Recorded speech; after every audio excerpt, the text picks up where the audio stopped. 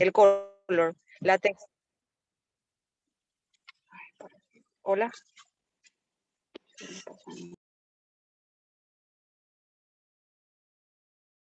Se te escucha, Salo, continúa.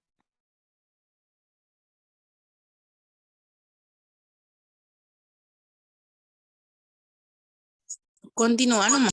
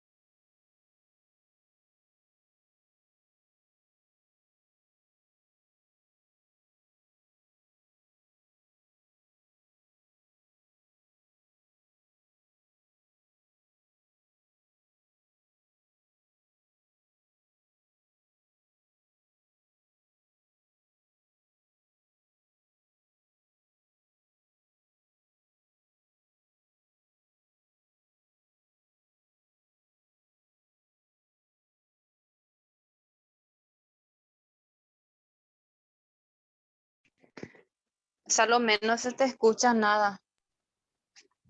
Hola.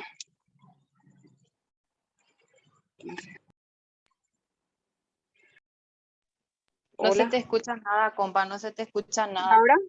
¿Y ahora? Ahora sí. Ahora sí. Sí, Y sí. para recordar que cuando el niño nace, para poder sacar la cabeza por el canal del parto, a veces las suturas que por supuesto no están soldadas y el cráneo, cuando nace el bebé podemos ver una cierta deformidad y esto es normal. A veces nace con la cabecita un poco más alargada, a veces un poco más extendido o desviado. Y con correr de las horas o de los días, eso se normaliza. Y ahora va a hablar mi compañera sobre el... Ahora va a hablar Mirta Cantero. Bueno, yo voy a hablar un poquitito sobre lo que podemos tener cuando nos duele la cabeza, por ejemplo, que sería la cefalea, ¿verdad? La cefalea, la jaqueca, y tenemos que examinar bien para poder descartar cualquier tipo de tumor u otro problema que se pueda presentar. Después tenemos enfermedades también del cuero cabelludo, por ejemplo, tenemos, por ejemplo, un ejemplo sería la calvicie o la alopecia.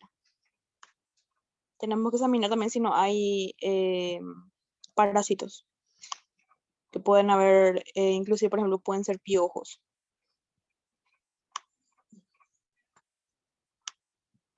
Bueno, después podemos examinar las cejas, donde, por ejemplo, puede haber ausencia en el caso de la quimioterapia o en hipotiroidismo y sífilis, que hay una pérdida que puede ser lateral o parcial, o total, perdón. Podemos observar si son completas, si están poblados, si son escasas, y se pueden observar tumoraciones, quistes sebáceos, algunas arrugas o verrugas. Tenemos el párpado también, que podemos observar edema, puede ser bilateral, o sea, de ambos lados, pueden ser iguales y más intenso al despertar, que puede ser un síndrome nefrótico, hipotiroidismo o la sobrehidratación extravascular. Se puede presentar también en los párpados la picadura de insectos, puede haber un trauma, puede haber infecciones, hematoma, puede ser bilateral, o sea, de ambos lados. Si hay una fractura de base de cráneo, por ejemplo, que sería el llamado ojo de mapache. Puede haber una epífora, que puede ser una conjuntivitis, una obstrucción vía lacrimal o una inflamación sacrolacrimal. La xerostalmia también, que presenta disminución de las lágrimas en un síndrome de ojo seco. Se puede presentar el orzuelo, que es la inflamación del folículo piloso de una pestaña.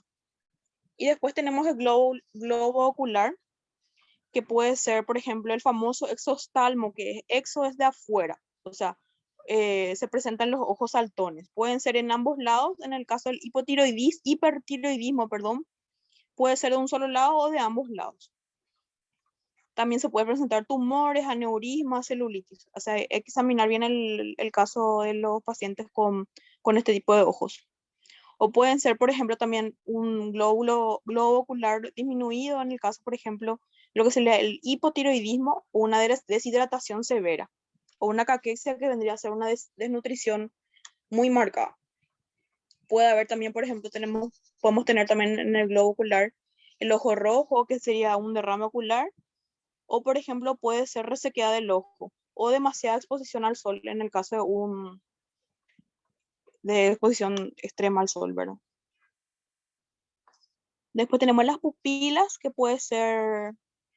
tienen que ser de igual tamaño o pueden ser normales. Pueden ser pupilas con distinto tamaño.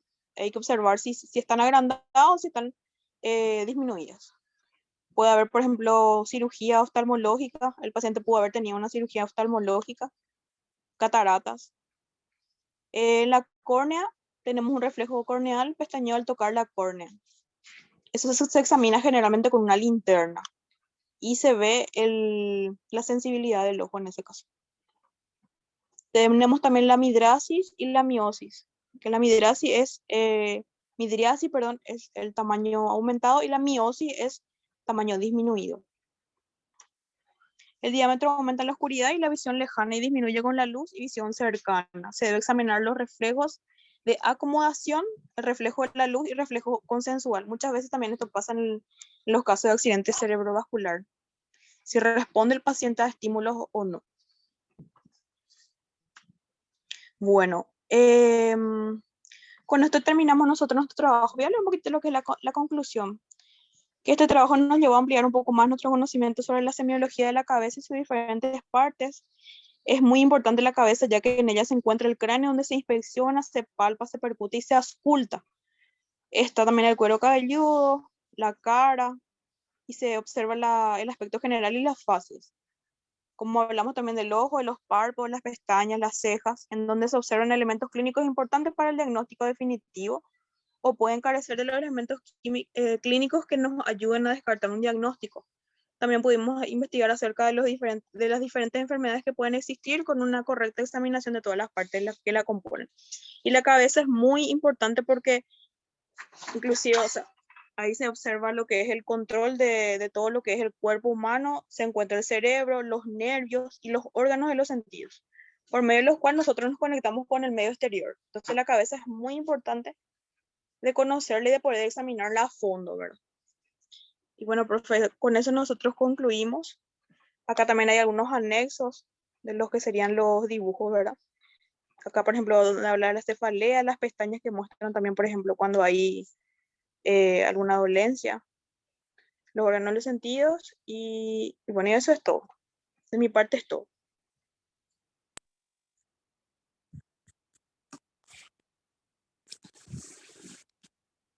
Muy bien.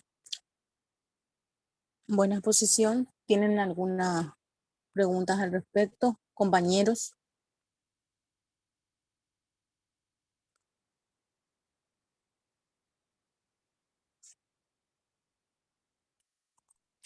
No de mi parte, profe, no. Se entendió muy bien la exposición, profe. Espectacular. Bueno, aquí chicas, Mirta y compañía. Sí, profe. ¿Cómo vamos a inspeccionar a un paciente que llega al hospital y prácticamente con delirio? Puede estar el paciente también en confusión y otros signos más. ¿Cómo vamos a inspeccionar al paciente? Eso sería, profe, por ejemplo, haciendo algunas maniobras, de repente midiendo la cabeza o, por ejemplo, con una linterna iluminarle de repente los ojos. No se me ocurre otra forma también de tener, a ver, si tienen alguna depresión, si tienen algún sangrado, si tienen algún hematoma. Y también medimos el nivel de conciencia, ¿sí? Es fundamental aquí. Si el Se le hace paciente, algunas preguntas, ¿verdad? Algunas preguntas de si está ubicado en tiempo y espacio y todo eso. exactamente, así mismo, para saber si él responde a estímulos. Esa es la valoración del nivel de conciencia. Si responde a estímulos, hace rato dijiste, verbales, estímulos dolorosos, ¿sí? Son algunos ejemplos. Entonces, para poder nosotros identificar si el paciente está sufriendo alguna enfermedad o algún signo o síntomas, ¿verdad? Que afectan la cabeza, ¿sí? Sí, profe. Sí, profe. Y antes de terminar, me gustaría que me digan algunos signos y síntomas de una hipertensión arterial, por ejemplo.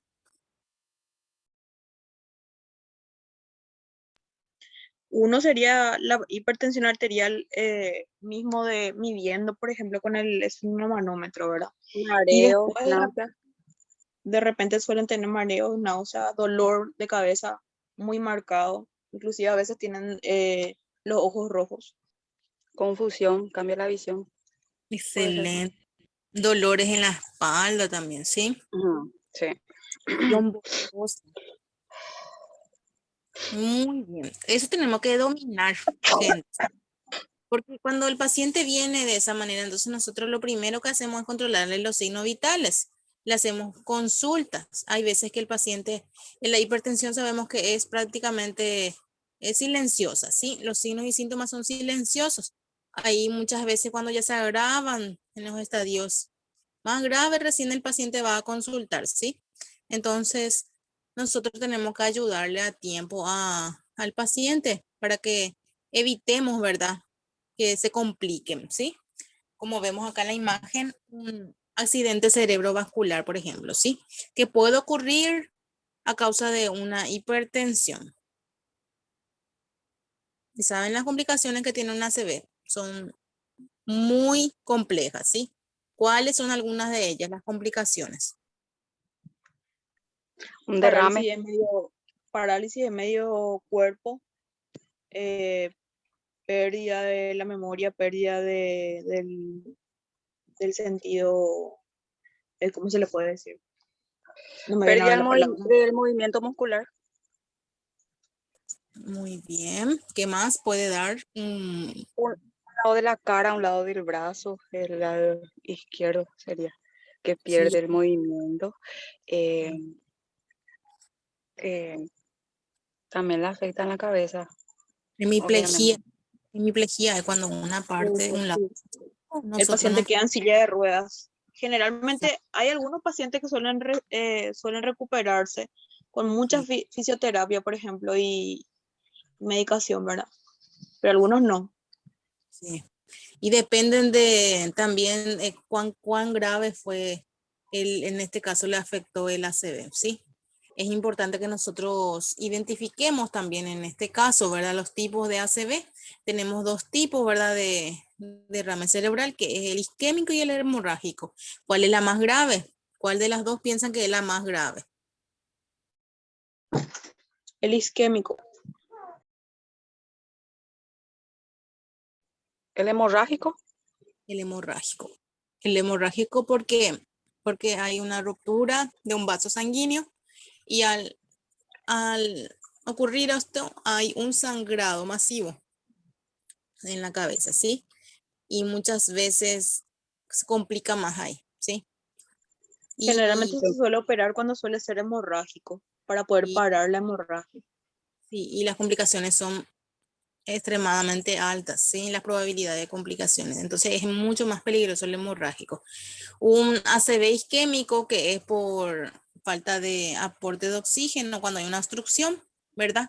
Este es inclusive un poquito menos grave porque si se trata a tiempo, ¿verdad? el paciente puede recuperar rápidamente las funciones vitales, ¿verdad? En este caso. Y por eso dice que es el que menos grave. 85% o entre 80% se da isquémico y 15% se suele dar hemorrágico, ¿sí? Ahora, por eso nosotros vemos muchas veces que hay pacientes que se recuperan en el isquémico, generalmente lo que más se da, se recuperan. Algunos inclusive vuelven a la vida normal, ¿verdad? Pero tienen que tener muchos cuidados porque también algunas pequeñas secuelas deja también. No te puede volver a agarrar una y otra vez el derrame cerebral, porque en la segunda y la tercera va a ser mayor, ¿sí? Un paciente que sufrió una ACV, entonces tiene que tener muchos cuidados de alimentación, después también la parte farmacológica y cuidado para recuperar las funciones vitales del cuerpo otra vez, ¿verdad? Una fisioterapia y todo eso, ¿sí? Todo eso ayuda a que el paciente se rehabilite. Y en el caso de que el paciente pierda alguna de las funciones vitales, como por ejemplo caminar, nosotros le ayudamos, ¿verdad? Que él pueda movilizar por lo menos algunas partes de su cuerpo para que pueda ayudar, ¿sí?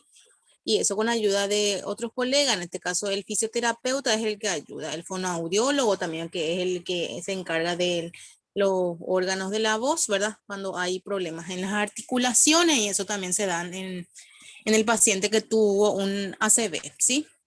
Todo eso necesita el paciente ayuda de profesionales de la salud para recuperarse, poder recuperar de a poco el habla, los movimientos, ¿sí? El timbrado de la voz, la estabilidad y todo la parte de equilibrio y también en este caso orientación, ¿sí? Porque el paciente puede estar por los primeros meses muy confundido muchas veces también, ¿sí? Sí, profe. Presentar delirio y eso es normal muchas veces. Con las vitaminas y los alimentos que consume va a ir mejorando. La cabeza también nosotros no nos pusimos, pero el tema psicológico también tiene mucho que ver ahí, por ejemplo, porque ahí ya están los tipos de demencia y todo ese tipo de cosas, por ejemplo, que también afectan la cabeza, ¿verdad? Cuando ya es a nivel neuronal. Exactamente, sí. Eso, algunas enfermedades pueden traer eso, sí, consigo. Y hay veces que la alimentación que llevamos también favorece a esas enfermedades, ¿sí?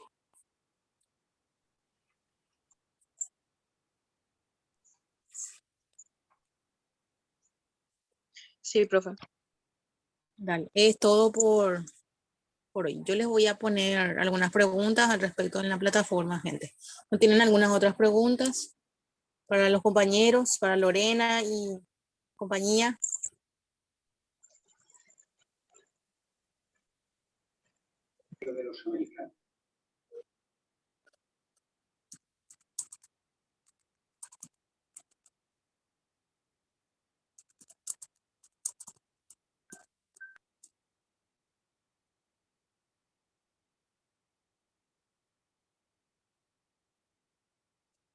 ¿Preguntaste algo, profe?